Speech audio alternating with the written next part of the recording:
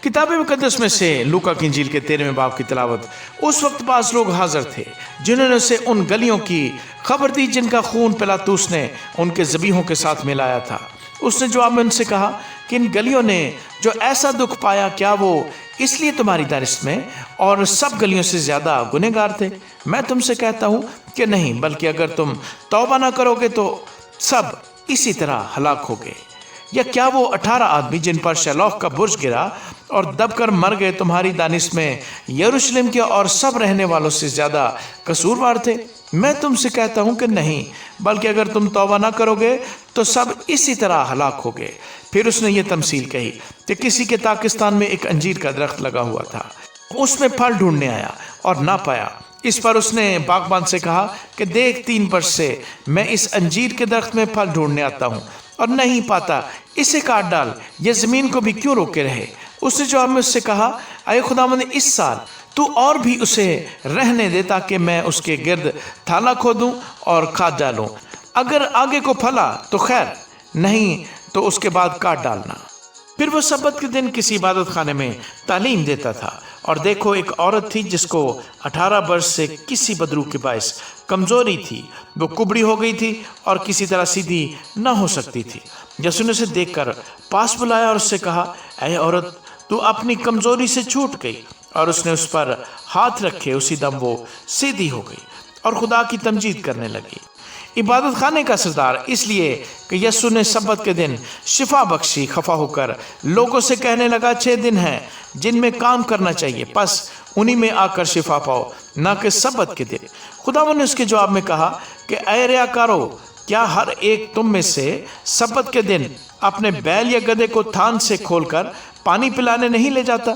बस क्या वाजिब न था कि ये जो अब्राहम की बेटी है, जिसको शैतान ने 18 वर्ष से बांध रखा था, सब्बत के दिन इस बंद से छुड़ाई जाती?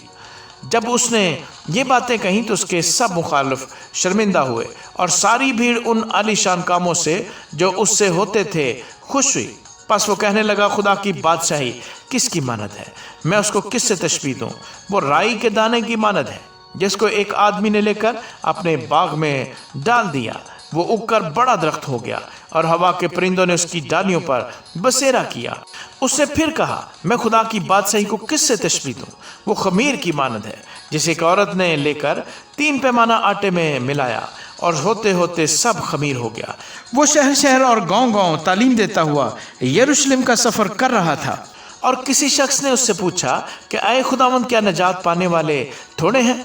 उसने उनसे कहा, जान फिशानी करो कि तंग दरवाजे से दाखिल हो, क्योंकि मैं तुमसे कहता हूँ कि बतेरे दाखिल होने की कोशिश करेंगे और ना हो सकेंगे जब घर का मालिक उठकर दरवाज़ा बंद कर चुका हो और तुम बाहर खड़े दरवाज़ा खटखटाकर ये कहना शुरू करो कि ऐ खुदावंद, हमारे लिए खोल दे, और वो जवाब दे कि मैं तुमको नहीं जानता कि कहाँ के हो। उस वक्त तुम कहना शुरू करोगे कि हमने तो तेरे रूबरू खाया पिया और तूने हमारे बाजारों में तालीम दी। मगर वो कहेगा, मैं तुमसे कहता हूँ कि मैं नहीं जानता तुम कहाँ के हो। ऐ बदकारो, तुम सब मुझसे दूर हो।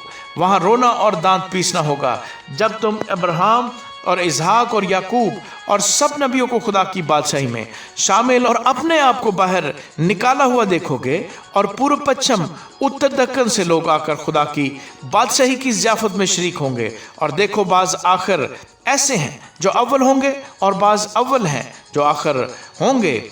उसी घड़ी बाज फरीसियों ने आकर उससे कहा कि निकल कर यहाँ से चल दे, क्योंकि हेरोदेस तुझे कत्ल करना चाहता है।